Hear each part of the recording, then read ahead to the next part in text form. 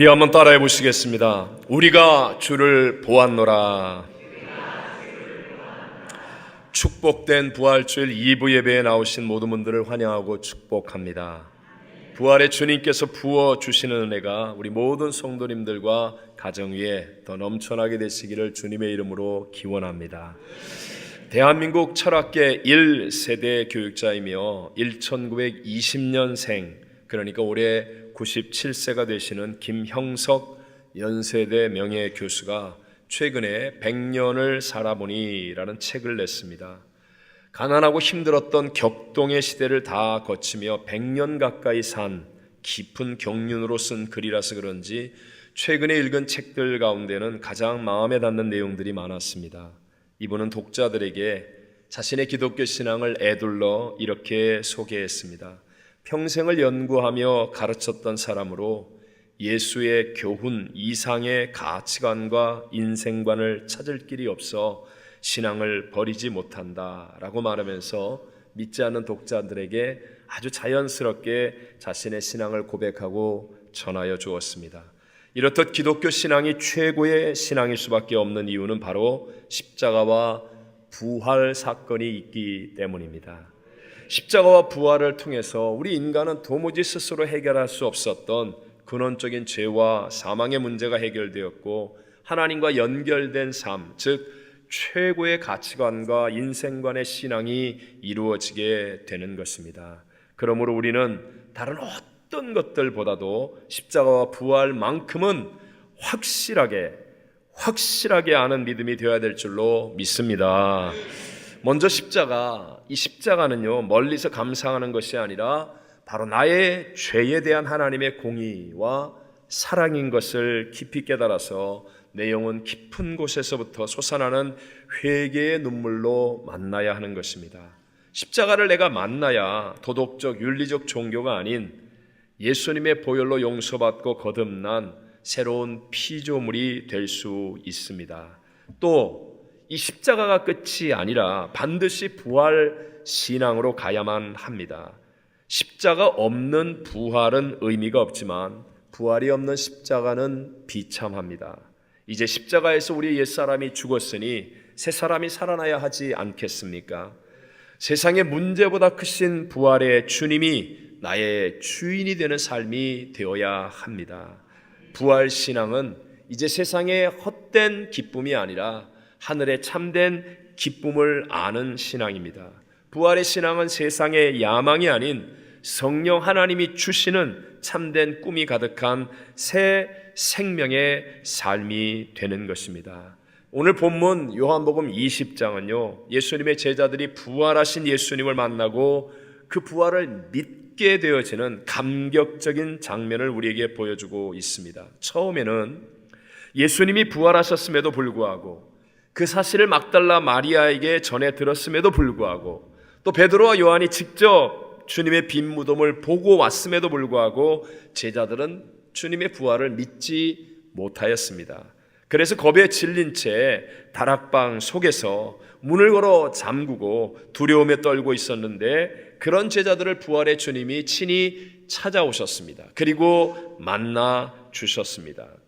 그러자 제자들은 부활을 믿게 되었고 그들의 신앙과 삶은 완전히 바뀌게 된 것입니다. 오늘 본문을 통해서 우리가 주를 보았노라 라는 제목으로 이 부활주일 우리에게 주시는 세 가지의 은혜를 함께 나누기를 원합니다. 첫째로 부활하신 예수님을 어떻게 한 사람들이에요? 체험. 다시 한번 어떻게 한 사람들이라고요? 체험한 사람들은 부활을 믿게 되었다는 것입니다. 자, 오늘 본문 우리가 읽었던 본문의 바로 앞부분 요한복음 20장 18절로 20절 말씀을 같이 읽어봅니다. 시작.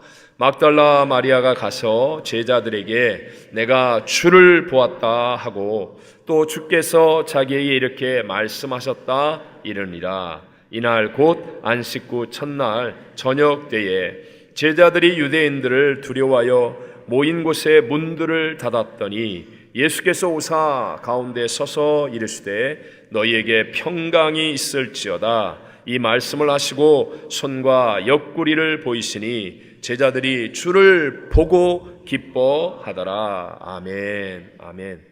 처음에 막달라 마리아도 예수님의 부활을 믿지 못했죠. 그래서 예수님이 죽은 시신으로 있을 것이라고 생각하여 그 시신에 바를 향품을 들고 주님의 무덤을 찾아갔었습니다. 그런데 그런 막달라 마리아가 부활을 믿게 된 것은 바로 부활하신 주님을 만났기 때문이었습니다. 두려워해서 문을 걸어 담그고 모여 있었던 제자들이 기뻐하게 된 것도 부활의 주님을 보고 부활에 대한 믿음을 갖게 되었기 때문입니다. 그런데 예수님의 제자 가운데 도마만은 무슨 영문인지 부활하신 주님이 찾아오셨을 그 자리에 있지 않았습니다. 그러니까 도마는요 부활을 믿지 못하더라는 것입니다. 오늘 본문 25절입니다. 시작. 다른 제자들이 그에게 이르되 우리가 주를 보았노라 하니 도마가 이르되 내가 그의 손에 못자국을 보며 내 손가락을 그 못자국에 넣으며 내 손을 그 옆구리에 넣어보지 않고는 믿지 아니게 하니라. 아멘. 도마는요 아무리 옆에 사람이 얘기해줘도 믿지 않겠다는 거예요. 그런데 실제로 여드레 후에 부활하신 주님이 도마와 제자들이 함께 있는 그 자리에 또 나타나셨는데 그때 도마는 어떠했습니까? 부활의 주님을 보고서는 손을 넣어보지 않았음에도 불구하고 나의 주님이시요 나의 하나님이시니다 라고 부활의 믿음을 고백하게 되더라는 것입니다. 이렇게 부활하신 주님을 만나고 보고 체험한 사람들, 체험하게 될 때 모든 사람들이 다 부활의 믿음을 갖게 되었습니다. 여러분, 제자들이 도마에게 또 막달라 마리아가 제자들에게 외칠 때 썼던 보았다라는 헬라어의 동사는요 호라오라는 말인데요, 이 말은 그냥 스쳐 지나가다가 우연히 보게 된 것이 아니라 아주 매우 주의 깊게 자세히 살펴보는 것을 의미합니다. 그들은 부활의 주님에게서 죽음을 이기신 참 생명을 보았습니다. 예수님에게서 십자가에 못 박은 모든 불의를 이기고 승리하신 하나님의 약속과 진리를 보았다는 의미입니다. 예수님에게서 하나님 아버지에게까지 이르게 되는 영원한 구원의 길을 그들은 자세하고 확실하게 볼 수 있게 되었다는 것입니다. 그렇습니다. 인생이, 아니 저와 여러분이 진짜 변화되기를 원한다면 스펙을 쌓는 것보다 예수님을 이렇게 만나기를 힘써야 될 줄로 믿습니다. 여러분, 우리에게 오늘 교회 몇 년 다녔느냐, 내 직분이 뭐냐, 내 업적이 무엇이냐, 이런 스펙이 내 인생의 운명을 정말 바꾸어 줍니까? 유익할 수는 있지만 그게 본질은 아니라는 것입니다. 교회를 오래 다니다 보면 죄송합니다마는요, 부활을 믿지 않아도 이렇게 부활절날 성가대가 찬양하고 교회에서 뭐 특세하고 행사가 많으면요 자기도 모르게 믿는 것처럼 느껴지는 거예요. 그래서 옆에서 부활절이라고 할렐루야 그러면 자기도 아멘하고 자기도 부활을 믿는 것처럼 착각하는 거예요. 그러나 진짜 내 안에서 믿어지는 믿음이 없는 사람들이 얼마나 많은지 모릅니다. 예수님의 제자들처럼 말입니다. 여러분, 교회를 핍박하던 사울이 어떻게 해서 교회를 위해 목숨을 바치는 바울로 변화되었습니까? 세미나를 했습니까? 무슨 훈련 마쳐서 수료증 받았습니까? 무슨 스펙을 쌓았습니까? 그런 것이 아니라 다메섹 도상에서 부활의 주님을 만났기 때문인 줄로 믿습니다. 훈련을 통해서도 변화되지만 그런 변화는요 외적이고 한시적인 변화입니다. 그러나 부활의 주님을 만나면 나의 존재가 변화되는 거예요. 내 존재가 변화되기 때문에 이 변화는 내 내면에서 일어나는 변화이고 계속적인 진짜 변화를 이룰 수 있게 되는 것입니다. 참된 능력, 참된 부흥은 바로 나와 함께 하시는 부활의 주님을 만날 때 일어나는 것임을 믿게 되시기를 바랍니다. 그런 의미에서 제가 강조하는 말이지만 교회는요 사람이 할 수 없는 사건이 있어야 하는 곳입니다. 예를 들어서 교회에서도 바자회 할 수 있고 무슨 강연도 할 수 있고 운동 시합도 할 수 있고 사회 봉사 활동 같은 거 그런 거 할 수 있습니다. 나쁘다는 것이 아니지만 그러나 이런 것들은 교회가 아니라도 다른 세상의 단체에서도 얼마든지 할 수 있는 것 아닙니까? 그러니까 이런 것은 신앙의 본질이 아니라는 거예요. 교회에서는요 바로 나의 죄에 대한 회심이 일어나야 되고 내 옛사람의 자아가 십자가에서 죽고 거듭나 새롭게 되는 은혜가 임해야 되고 무엇보다도 성령 세례나 방언이 터져야 되고 기도응답과 같은 하나님만이 이루어주시는 역사들이 일어나고 또 그런 것들을 체험해야 되는 곳이 교회인 줄로 믿으시기 바랍니다. 그러면 우리 모두는요, 부활의 주님이 믿어지는 믿음 속에서 하나님의 은혜와 능력 속에 놀라운 변화를 누리며 승리하는 삶을 살아가게 되는 것입니다. 두 번째로, 그럼 바르게 예수님을 체험하려면 어떻게 해야 됩니까? 내가 예수님을 체험해야 되는데 바르게 예수님을 체험하려면 무엇 위에 서 있어야 한다고요? 말씀 위에 서 있어야 합니다. 본다고 다 아는 것이 아니죠. 두 사람이 같이 길을 걸었는데 한 사람은 알코올 중독자예요. 그러니까 그 길을 걸으면서 술집만 보이는 거예요. 술집만. 또 한 사람은 대식가로 지금 심각한 다이어트 중이에요. 같이 길을 걸었는데 그 사람 눈에는 보이는 게 식당만 보이는 거예요. 식당만. 똑같이 보았다고 다 보는 게 아니라는 것이죠. 어떤 사람들은요, 똑같이 교회 와서 보는데도 불구하고 전혀 믿음이 생기지 않는 사람이 있습니다. 왜요? 믿음의 눈으로 보지 않기 때문에. 어떻게 하면 믿음의 눈으로 볼 수 있습니까? 성경을 읽고 알고 이해해야 한다는 것입니다. 자, 한번 보십시오. 아까도 말씀드린 것처럼 교회를 핍박하고 예수 믿는 사람들을 잡아 감옥에 가두는 사울이 부활의 주님을 만나고 한순간에 바울로 바뀌어지지 않습니까? 그 바울의 고백입니다. 고린도전서 15장 3절로 8절입니다. 시작. 내가 받은 것을 먼저 너에게 전하였느니 이는 성경대로 그리스도께서 우리 죄를 위하여 죽으시고 장사 지낸 바 되셨다가 성경대로 사흘 만에 다시 살아나사 게바에게 보이시고 후에 12 제자에게와 그 후에 500여 형제에게 일시에 보이셨나니 그 중에 지금까지 대다수는 살아있고 어떤 사람은 잠들었으며 그 후에 야고보에게 보이셨으며 그 후에 모든 사도에게와 맨 나중에 만삭되지 못하여 난 자 같은 내게도 보이셨느니라. 아멘. 바울은요, 비록 지금 잘못된 길을 가고 있었음에도 불구하고 성경을 알았던 사람이에요. 성경을 누구보다 잘 알고 있으니까 다메섹 도상에서 부활의 주님을 만나는 그 순간에 이분이 메시아고 이분이 구세주고 이분이 예수 하나님의 아들이라는 게 단번에 믿어지는 거예요.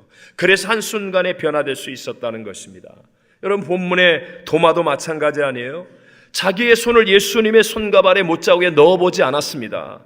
예수님의 창 찔린 옆구리에 넣어보지도 않았습니다. 그럼에도 불구하고 주님을 만나자마자 부활의 주님이란 사실을 믿을 수 있었던 것은 그가 주님이 생전에 가르치신 하나님의 말씀을 알았기 때문이라는 것입니다. 여러분, 오늘날 우리 크리스천들의 문제가 무엇입니까? 형식적인 종교 생활을 하는데요, 하나님의 말씀을 알려고 하지 않는 거예요. 온통 세상의 이야기, 인터넷에 떠도는 이야기, 신문과 이상한 이야기들, 이런 것들이 가득한데 하나님의 말씀에 대해서는 알려고 하지 않으니까 부활의 주님이 나타나셔도 부활의 주님인 것을 깨닫지 못하고 헛걸음하는 사람들이 얼마나 많은지 모릅니다. 제가 이해를 위해서 설명 한번 할까요? 오랄비 칫솔을 여러분은 다 아실 거예요. 그전까지 우리 아이들 칫솔 그러면요, 그냥 단순히 어른 칫솔보다 사이즈가 작은 것 이렇게 만들어 파는 정도였어요. 근데 이 오랄비 회사가 획기적인 변화를 가져오므로 칫솔 회사의 대표적인 회사로 바뀌어지고 판매량도 2배나 느는 성공을 이루게 됩니다. 어떻게 했느냐? 아이들 칫솔을 만들기 전에 디자인 회사에다가 칫솔 제품 개선을 의뢰했어요. 많은 디자이너들이 아이들이 많이 모이는 어린이집, 유치원 이런 데를 가서 아이들이 이빨 닦는 것을 오랫동안 면밀하게 유심히 조사를 했습니다. 그랬더니 거의 대부분의 아이들이 힘이 없으니까 칫솔을 주먹으로 꽉 잡고 그리고 칫솔질을 하는 거예요. 양치질을 하는 거예요. 그걸 보고 난 다음에 아이들의 칫솔은 어른들 칫솔보다 오히려 더 두껍게 만들고 그리고 겉에다가 고무를 입혀서 미끄러지지 않게 만들고 이렇게 했더니 아이들 칫솔 판매량이 한순간에 2배나 늘어나고 칫솔 회사의 대표적인 자리를 차지하는 성공을 이루게 되더라. 제가 왜 이런 이야기를 하느냐? 여러분, 유능한 회사는 자기들의 고정관념에 파묻히지 않고 고객들의 눈으로 보기 위해서 이렇게 밀착 조사도 해요. 하물며 우리가 건강한 영생을 얻는 신앙생활을 하려고 하는데 내 고정관념에 머물러 있으면 됩니까? 내가 알고 있는 거, 내가 경험한 거, 내 고정관념 안에 머물러서 어떻게 이 영광의 주 우주 만물을 창조하신 하나님, 내 생각을 뛰어넘어 오늘도 기적으로 역사하신 하나님을 만날 수 있단 말입니까?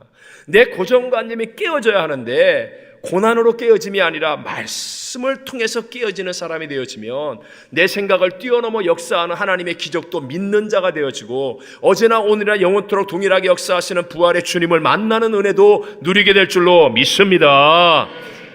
우리 잘 아는 리차드 마크가 쓴 그 유명한 소설 갈매기의 꿈이라는 소설 알잖아요. 책이 얇고 그러니까 많은 사람들이 읽어서 얘기도 하고 그래서 여러분들 아실 거예요. 갈매기들이 해변에서 먹이를 구합니다. 그러니까 그곳의 갈매기들은 넘어가려고 하지 않는 거예요. 더 이상 돌아다닐 곳이 없습니다. 그것이 갈매기 인생의 전부였었습니다. 근데 그 중에 조나단 리빙스턴이라고 하는 갈매기는 꿈을 가지고 도전을 시도했습니다. 친구들에게 말합니다. 더 높이 날아갈 수 있다고, 우리는 더 멀리 바다를 바라볼 수 있다고, 미지의 나라를 향해서 한번 가보자고. 근데 다른 갈매기들은 조나단이 돌았다고 말하면서 자기들의 세계에서 쫓아내 버립니다. 추방을 당한 조나단 리빙스턴 이 갈매기의 슬픔이 무엇입니까? 동료들에게서 그 세계에서 추방당했다는 슬픔이 아니에요. 그보다 더 큰 슬픔이 있는데 더 높이 날 수 있고 더 멀리 바라볼 수 있는데도 불구하고 동료들이 영광을 바라보지 못하고 있는 것에 대한 슬픔이었다는 것입니다. 그들을 둘러싸고 있는 그 넓은 세상의 의미를, 그 세상을 더 이상 보기를 거부하는 짧은 안목에 대한 슬픔이었다는 거예요. 어떤 의미에서 이것은요, 부활을 바라보지 못하는, 사망도 이기는 부활의 능력, 그래서 우리의 어떤 절망도 극복하게 하신 하나님의 능력, 내 생각을 뛰어넘어 수천 수억만 가지의 방법으로 얼마든지 합력하여 선을 만드실 수 있는 그 하나님의 능력을 바라보려고 하지 않는 우리를 바라보고 있는 주님의 슬픔과 같은 슬픔일 수도 있다라는 것입니다.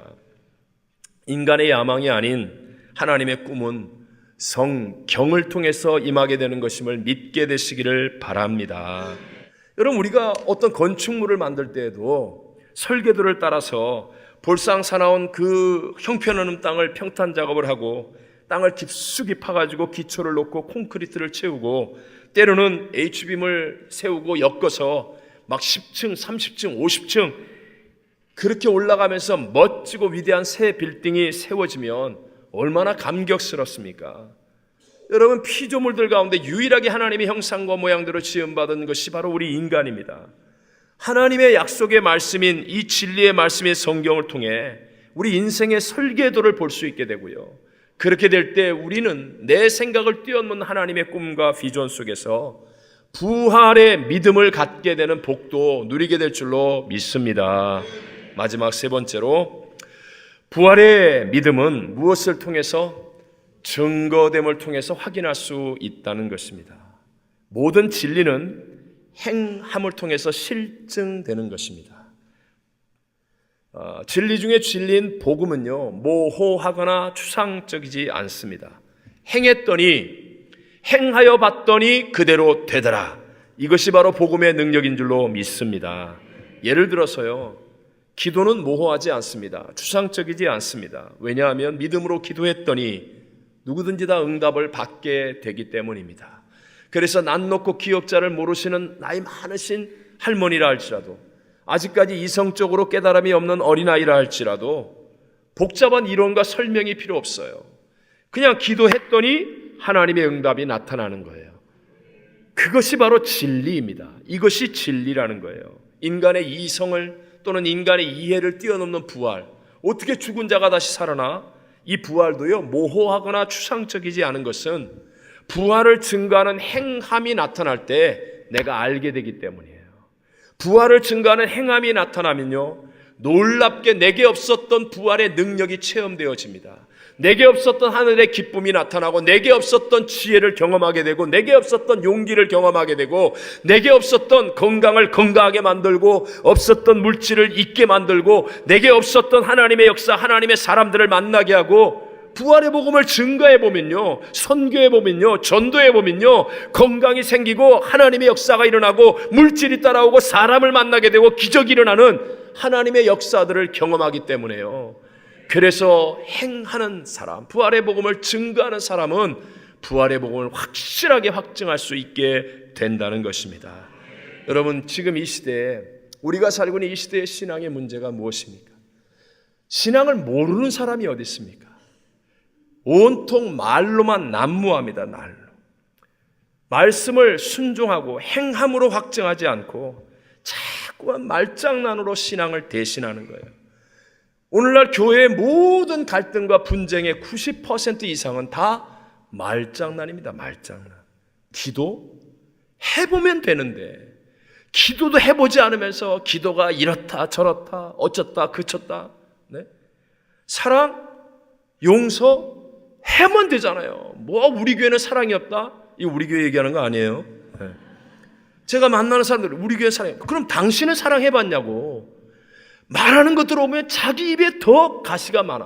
뭐 아무개가 어떻게 하고 아무개가 어떻게. 당신이 사랑해보면 안다고. 하나님의 능력을 체험하게 된다고. 네? 희생과 헌신이 없다고. 당신은 해봤냐고. 당신은 해봤냐고. 내가 하면 하나님의 역사가 일어나고요. 그러면 어떤 사람이 움직여져서 한 사람 두 사람 모이게 되고요. 그러면 거기에서 하나님의 새 바람이 일어나고 새 역사가 일어나는 줄로 믿습니다. 멋지게 프로그램 만들어서 우리 모여서 합시다. 거기에는요 성령의 바람이 안 불어요. 근데 단 한 사람이라도 진짜 마음의 감동을 따라 하나님의 약속의 말씀을 붙잡고 순종하여지면요, 여기에 성령의 바람이 불기 시작해서 1명, 2명, 3명, 나중에는 마치 아주사의 부흥처럼 1900 평양의 부흥처럼 별 볼 일 없는 사람이 그저 마음의 감동, 하나님의 말씀에 순종을 따라 행했는데 역사를 바꾸는 하나님의 새 역사가 일어나게 되는 줄로 믿습니다. 이 말이 뭐예요? 해보라는 겁니다. 부활신앙의 특징이 뭡니까? 부활신앙은요, 내가 부활을 딱 믿게 되잖아요. 그럼 나도 모르게요, 실제로 행동으로 증거할 수밖에 없다는 거예요. 제가 어떤 사람이 영화를 하나 보고 재밌다는 거예요.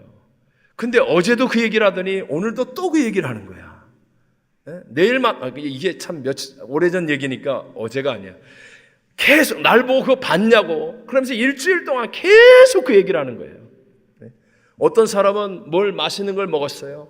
그러면 그냥 앉으나 서나 그 얘기하는, 그거 맛있다고, 그거 맛있다고. 하다못해 무좀에 걸려서 고생하던 사람이 무슨 약 발랐더니 나았대요. 입만 열면 무좀약 얘기하는 거예요. 입만 열면 무좀약. 하물며 여러분, 사망을 이긴 부활의 주님을 만나는데 도대체 어떻게 증거하지 않고 가만히 있을 수 있단 말입니까? 네? 부활의 주님을 만나 증거하면요, 선순환이 일어나는 거예요.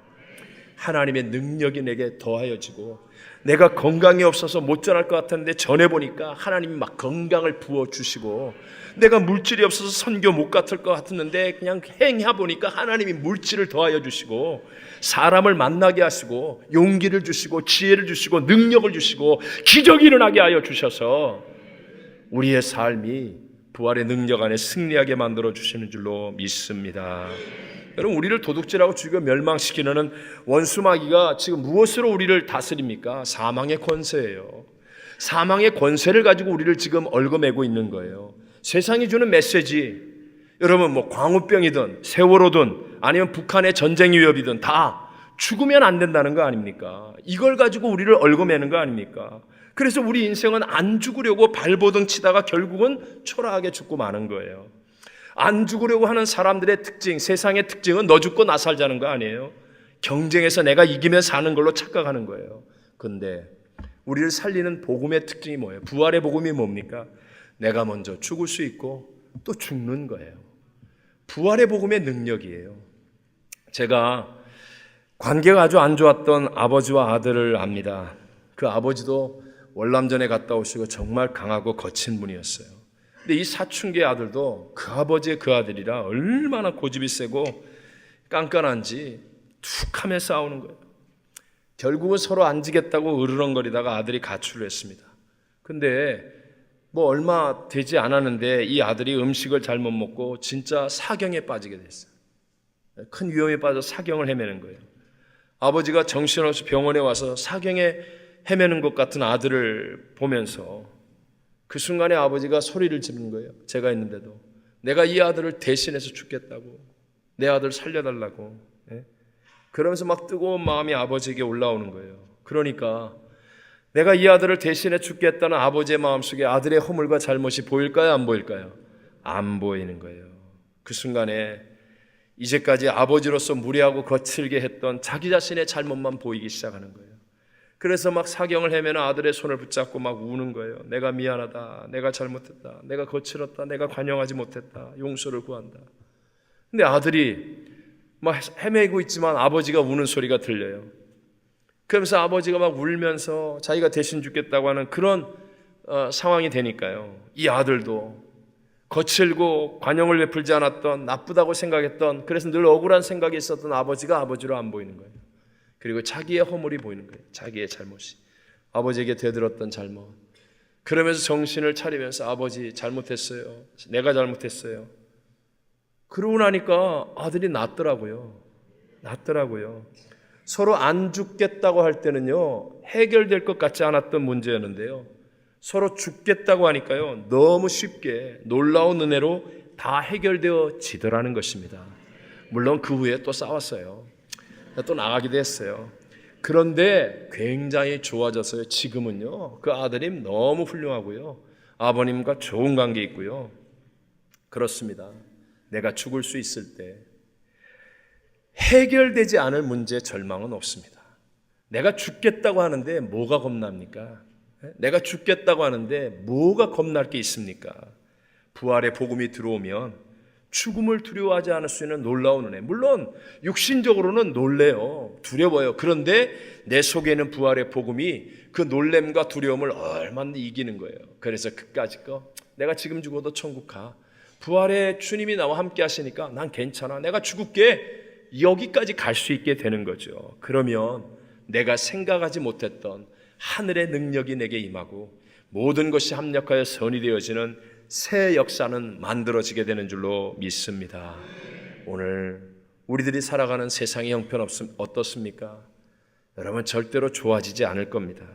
바쁘게 돌아가지만 매일 어둡고 충격적인 소식들이 더 많아질 것입니다.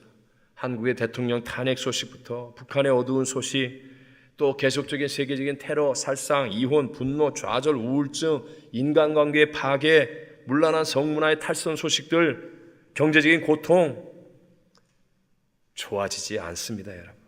어느 심리학자는 현대인이 느끼는 스트레스와 두려움이 무려 650가지가 넘는다고 합니다. 경제적으로 우리가 조금 더 나아진 것 같았지만 그러나 우리의 삶은 행복하지 않습니다. 여러분, 이런 와중에 우리의 삶이 힘들어가는 이 와중 속에 부활의 복음이 들어와야만, 이 복음으로만 우리의 삶은 평강을 누릴 수 있고 승리를 얻게 되고, 이 부활의 복음의 능력으로 선순환의 축복의 새 역사를 만들어 이기는 자가 되는 줄로 믿습니다. 결론으로 말씀을 정리합니다. 부활하신 예수님을 만나고 보고 체험한 사람만이 부활을 믿게 되었습니다. 바르게 예수님을 체험하려면 말씀 위에 서 있어야 합니다. 그리고 부활의 믿음을 내가 증거할 때 그것을 통하여 내 안에 하나님의 선순환의 놀라운 역사들이 일어나는 것입니다. 우리가 주를 보았노라. 우리 모두 이런 부활의 증인이 되셔서 하나님이 주시는 힘과 능력으로 이 마지막 시대에 승리하는 멋진 그리스도인들이 다 되시기를 주님 이름으로 축원합니다.